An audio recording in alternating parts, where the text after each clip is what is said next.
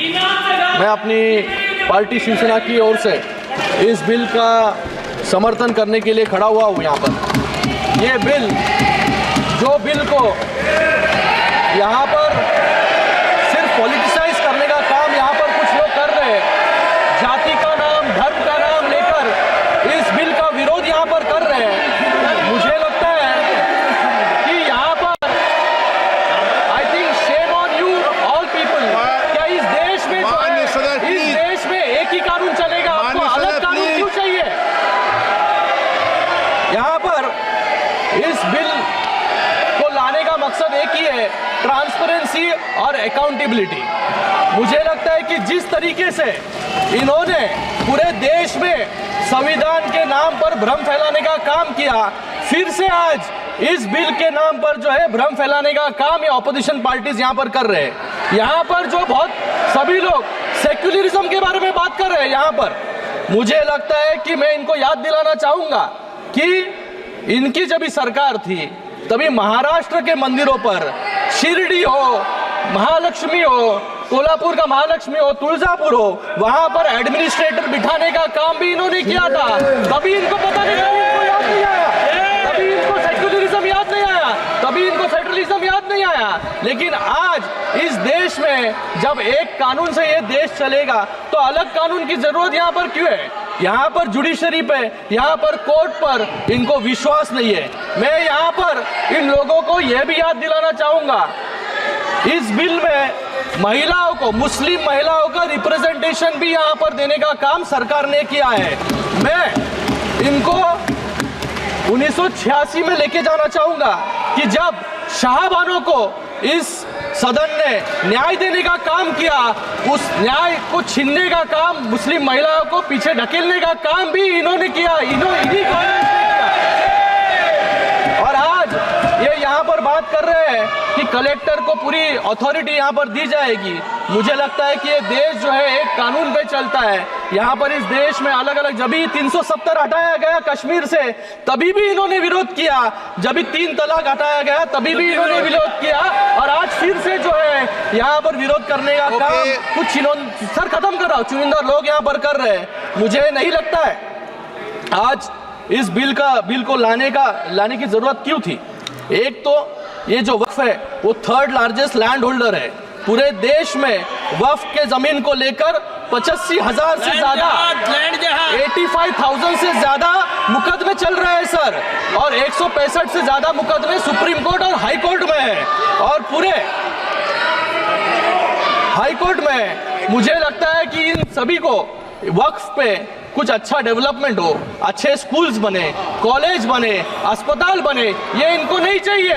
इनको सिर्फ जो है इनका वोट बैंक जो है, ये वोट बैंक खुश करने के लिए, एक समाज को खुश करने के लिए जो है यहाँ पर इस बिल का विरोध कर रहे हैं। मैं आज ये बोलकर फिर से इस बिल का स्वागत करता हूँ, और आप भी जो है ये बिल का जो विरोध कर रहे हैं वो बिल का समर्थन करें, और मुस्लिम लोगों को, मुस्लिम समाज को जो पीछे ढकेलने का काम आप कर रहे हैं उसको फिर से, मुस्लिम महिला हो, मुस्लिम बच्चे हो, मुस्लिम समाज हो, धन्यवाद अध्यक्ष महोदय का काम करें। धन्यवाद। ये बहुत ही एक नाजुक विषय है, और सदन में जो पीड़ा आज सभी सदस्यों ने उत्पन्न किया है, मैं चाहूंगा कि सरकार उसका संज्ञान ले।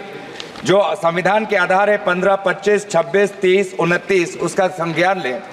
ये सीधा ये कानून धर्म से और आस्था से जुड़ा हुआ है, और इसलिए इसको लेकर जल्दबाजी नहीं करनी चाहिए। वक्फ वो इस्लाम के लोग जो उसको मानते हैं, जिनके दिल में करुणा है, जो समाज के प्रति कर्तव्यबद्ध है, वो इस रास्ते को अपनाते हैं, और इसीलिए उनके प्रति हमें संवेदनशील होनी चाहिए। यहाँ पर अपनी ताकत का अहंकार नहीं आजमाना है। हमें हर धर्म में ये प्रावधान है, चाहे हिंदू हो, सिख हो, जैन हो, बौद्ध हो, और चाहे ईसाई हो, हर धर्म में ये प्रावधान है कि समाज के प्रति जो लोग कर्तव्यबद्ध है वो दान करना चाहते हैं। इस दान के भावना को समझे, इस दान के भावना को राजनीतिक रूप से ये सरकार को नहीं देखना चाहिए। और आज ये बिल विश्वासजनक नहीं है, क्योंकि वे जो संविधान को बदलना चाहते हैं, वे जो लोगों की पहचान कपड़ों से करते हैं, वो उन लोगों पर विश्वास नहीं किया जा सकता। इस बिल का हम विरोध करते हैं। बैठिए। नो प्लीज बैठिए, अभी बात सुनिए, पूरी बात सुनिए अभी, प्लीज बैठिए। देंगे 1 मिनट, बैठिए, आपका नाम होगा तो देंगे लिस्ट में। 1 मिनट प्लीज। रूल 72 के अंदर यदि किसी विधेयक को पुरस्कृत करने की अनुमति के प्रस्ताव का विरोध किया जाए तो अध्यक्ष द्वारा यदि ठीक समझा जाए तो प्रस्ताव का विरोध करने वाले सदस्य और प्रस्ताव पेश करने वाले सदस्य को संक्षिप्त वक्तव्य दिए जाने की आज्ञा, परमिशन देने के बाद अग्रतर वाद विवाद के प्रश्न रखा जाएगा। परंतु जब इस प्रस्ताव पर इस आधार पर विरोध किया जाए कि वो विधेयक ऐसे विधान का सूत्रपात करता है जो सभा की विधायन क्षमता, लेजिस्लेटिव कॉम्पिटेंसी से परे हो, तो अध्यक्ष द्वारा उस पर चर्चा की परमिशन दी जाएगी। मेरा आपसे आग्रह है कि आप सब वरिष्ठ सदस्य हैं, रूल के तहत अपनी बात को संक्षिप्त में रख दें दूसरों, और जब इस पर डिटेल चर्चा होगी तो निश्चित रूप से आपको पर्याप्त समय, पर्याप्त अवसर देंगे, निश्चित रूप से देंगे। ठीक है। मियां अल्ताफ अहमद। मियाँ जी चालू हो गया, मेरा चालू हो गया सर जी। सर, मैं आपका बहुत मशकूर हूँ। ये बिल जो यहाँ पे लाई जा रही है और जिसको पास करने की कोशिश की जा रही है, इसके बारे में पूरे मुल्क में जो भी सेकुलर लोग हैं उनको खदशात हैं, ख़ास तौर पे जो मुस्लिम कम्युनिटी है उसको खदशात हैं। ये बात इस हाउस को सबसे, कोई भी किसी भी पार्टी का हो, उसको ये बात याद रखनी चाहिए कि हिंदुस्तान को अगर पूरी दुनिया में जाना जाता है, वो अपने सेकुलरिज्म के लिए जाना जाता है, वो अपनी जमहूरियत के लिए जाना जाता है, वो आज़ाद अदलिया के लिए जाना जाता है, वो आज़ाद मीडिया के लिए जाना जाता है। आप इस तरह की बिलें लाके इस मुल्क का इमेज खराब कर रहे हैं। मेहरबानी करके इससे मुसलमानों के खदशात बढ़ रहे हैं। ऐसी चीजें मत कीजिए, इस मुल्क को मुत्तहिद रखिए, तब ये मुल्क तरक्की करेगा। शुक्रिया sir. Thank you sir.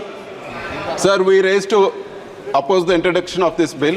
There are a lot of concerns of the Muslim community, so we want the Muslim community to be taken into consideration before this bill goes any further, sir. I totally agree with the concerns raised by OICG. I think they need to be addressed. Thank you for this opportunity. P. Subarayan.